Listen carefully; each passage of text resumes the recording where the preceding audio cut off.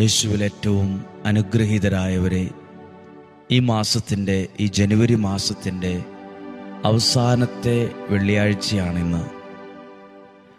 ഇന്നൊത്തിരി പേർ ഒരുമിച്ച് കൂടി പ്രാർത്ഥിക്കാൻ ആയിരിക്കുന്നൊരു ദിവസമാണ്, സമയമാണ്. നല്ലൊരു ദിവസം എല്ലാവർക്കും ആശംസിക്കുന്നു, പ്രാർത്ഥിക്കുന്നു. നമ്മൾ കുട്ടികൾക്ക് വേണ്ടിയുള്ള പ്രാർത്ഥനയുടെ ഈ മാസം 28-ാം തീയതി മുതൽ നമ്മൾ ഉപവാസത്തോടെ പ്രാർത്ഥിക്കുകയാണല്ലോ. അതൊരനുഗ്രഹമാണ്. കാരണം ഉപവാസത്തോടെ പ്രാർത്ഥിക്കുമ്പോൾ ദൈവം നമുക്ക് വേണ്ടി ഇടപെടും, ദൈവം നമുക്ക് വേണ്ടി സംസാരിക്കും, ദൈവം നമുക്ക് വേണ്ടി പ്രവർത്തിക്കും. ദൈവം നമുക്ക് വേണ്ടി ഇടപെടും, ദൈവം നമുക്ക് വേണ്ടി സംസാരിക്കും, ദൈവം നമുക്ക് വേണ്ടി പ്രവർത്തിക്കും.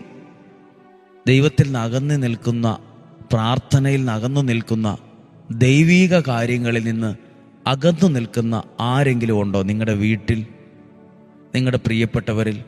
അവർക്ക് വേണ്ടി ഈ വെള്ളിയാഴ്ച ദിവസം ആദ്യം പ്രാർത്ഥിക്കണം.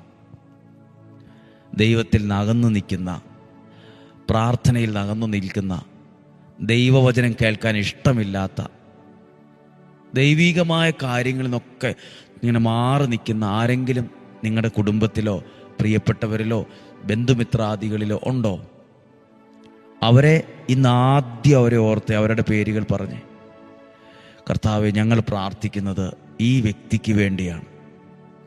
അവർ ദൈവത്തിൽ നിന്ന് അകലെയാണ്, എല്ലാത്തിനും അവർ വിമർശിക്കും, കുറ്റം പറയും. ഞങ്ങളോടും അവർ ദേഷ്യപ്പെടുന്നുണ്ട്. പ്രാർത്ഥിക്കുന്നതിന്, വചനം കേൾക്കുന്നതിന് വേറെ പണിയൊന്നുമില്ല എന്നാണ് അവർ ചോദിക്കുന്നത്. ഇത് കേട്ടിട്ട് എന്ത് കിട്ടി, എന്ത് ഗുണം കിട്ടി, എന്ത് പ്രയോജനമാണ് ഉണ്ടായത് എന്നൊക്കെ ചോദിക്കുന്നവരുണ്ട്. വഴക്കു പറയുന്നവരുണ്ട്, ദേഷ്യപ്പെടുന്നവരുണ്ട്, പിണങ്ങുന്നവരുണ്ട്, ഇഷ്ടമില്ലാത്തവരുണ്ട്, ഇതിനെ വെറുക്കുന്നവരുണ്ട്. അവരെ നമുക്കെന്ത് ചെയ്യണം? ദൈവസ്നേഹത്തിൽ അവരെ കണ്ടുകൊണ്ട്,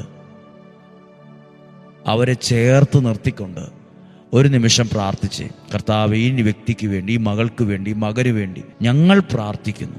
അവരുടെ പ്രാർത്ഥനയുടെ കുറവിനെ ഞങ്ങൾ ഞങ്ങളുടെ പ്രാർത്ഥനയിലൂടെ നികത്തുന്നു.